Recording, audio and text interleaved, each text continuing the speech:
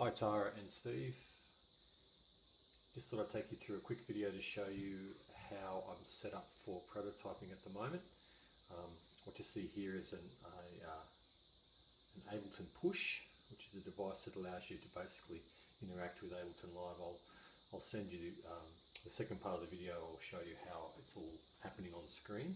I'll just show you the tactile part here. So this device here I used to prototype with, to work up ideas. Perhaps for one of the live performances this would be used in conjunction with playback, live input from the dancer and some sort of live control from an operator or DJ, performer, musician. So what we've got here basically is 3 tracks. On this track here I have some samples. It's a very short, glitchy sort of sample, so I can basically play all over the pad. On this sample here I have a drum kit laid out with some fairly aggressive sounds, just for a bit of fun. So let me just turn that on there.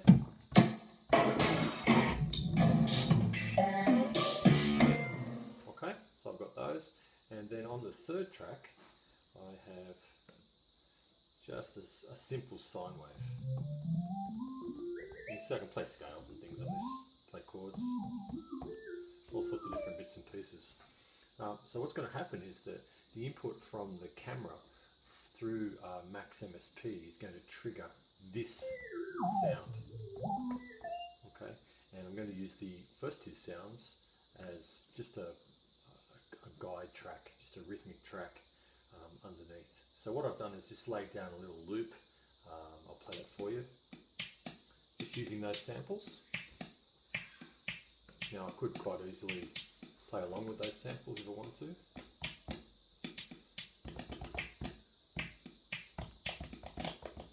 So on. That's not actually what I want to do. On the second track with the drums, I could add some drums in here.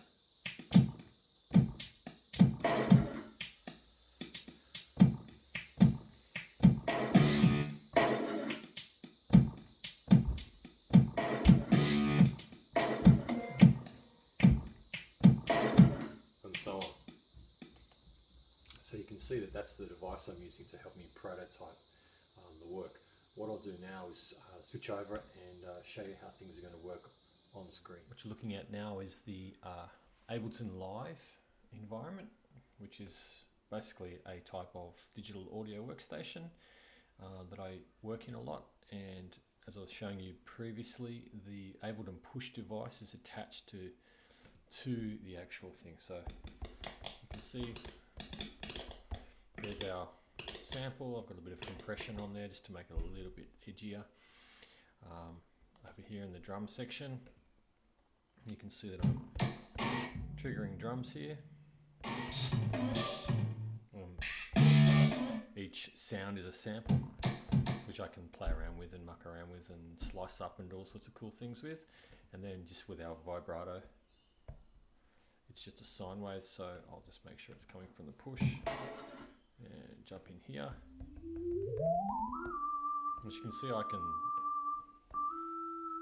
play around with the attack and decay of the sound, do all the various synthesized things that I need to do. So that's the sound engine that's happening behind Max MSP.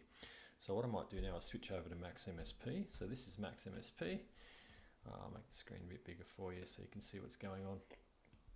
It's basically an environment with a whole lot of patch cables and devices that are doing certain things. So let's have a quick look here. I'll try to explain this really quickly. It's very simplistic patch. A patch is a collection of devices and objects, and you can see they're all joined together with virtual cables. So what we've got here, start from the top, you can see I'm in the video there. So the camera on my iMac computer is just capturing what I'm doing. It's grabbing the data, grabbing the video and displaying it there. All of this mathematical stuff here, expressions and things, are taking the numbers that are being exported or streaming out of that video, and it's actually interpreting those and sending them to an object. So this object here is called find bounds. Now what it does is it finds the boundaries of the color that you're looking for. So for example, if I was to take a screwdriver, a blue screwdriver in this case. Now this the video is inverted, so I have to get my left and right brain happening.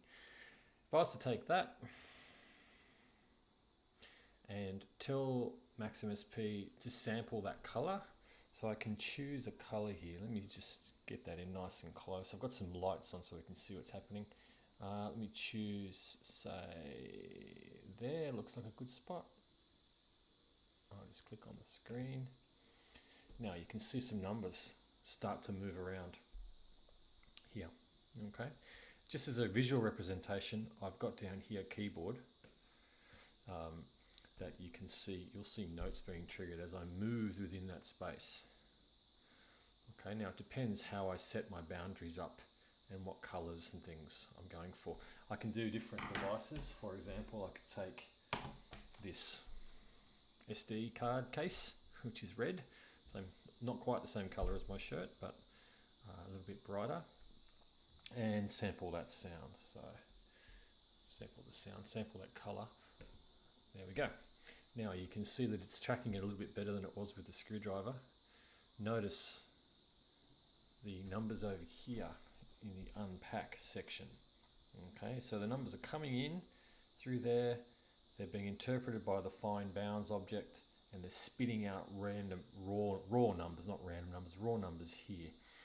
What I then do is I then scale those numbers from between 0 and 1080, which is the resolution of the video I'm working in at the moment, and I scale those between 0 and 127, which are the MIDI notes and values, and that sends that through and makes a sound. Okay, and at the moment I'm sending my sound from Max. So I'm sending the MIDI data, the raw numbers from Max, into Ableton Live.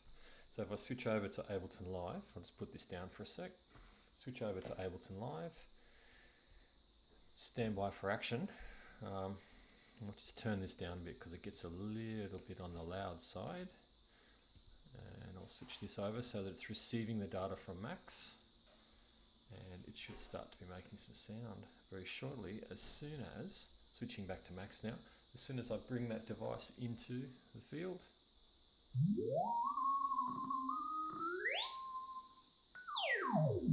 It's sort of like a theremin. Now I've got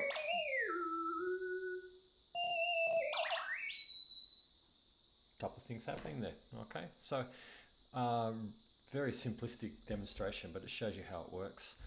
I've got these two scaled sets of inputs here. I've got one going to the note and one attached to the velocity or volume. So again, here it comes. So that's obviously pitch.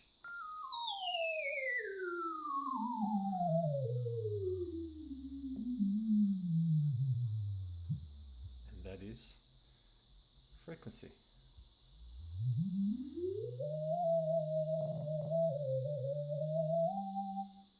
Volume.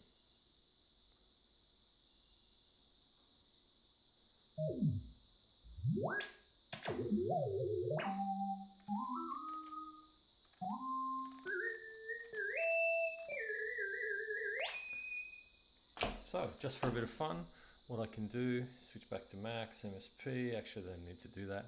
I'll just start that loop happening.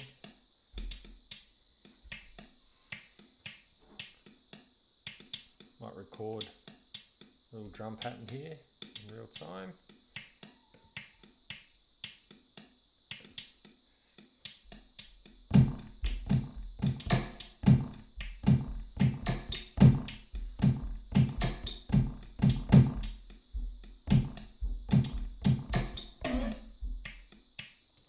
Not too bad, didn't mind that.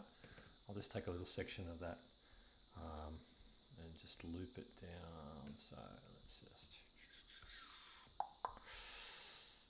let's start our loop, say, yeah, start it there. And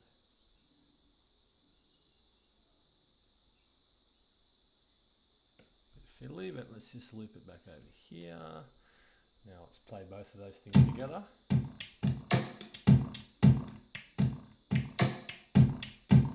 Glitchy. Yep. And switch back over to max and jam along with it. Hopefully. Now what I need to do is flick things. There's a little bit of playing around there. Turn the track on.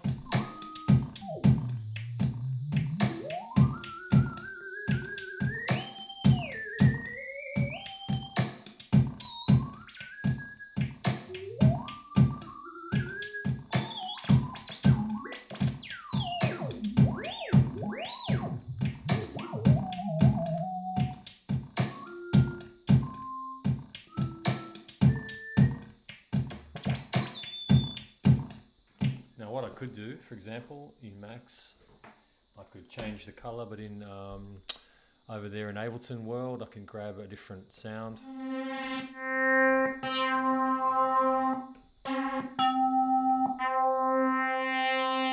And again, this is just for prototyping. Let's grab something a little bit. Oh no, let's do something over here. Let's go this one here. It's quite a cool sound. Something a bit shorter. I'll drop that onto the sampler. Kick off that sample again. Now it's turn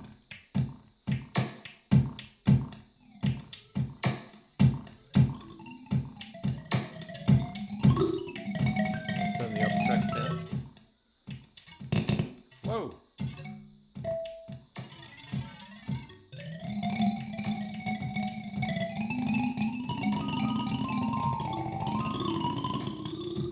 Volume.